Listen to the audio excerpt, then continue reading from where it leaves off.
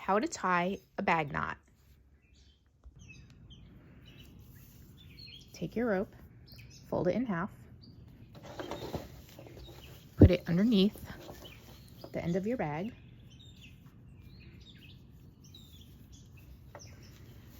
cross the two ends over so that the side coming out of the left is underneath the side coming out from the right.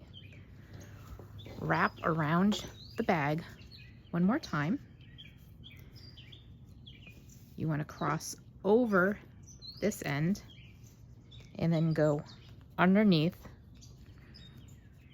everything and pull it tight.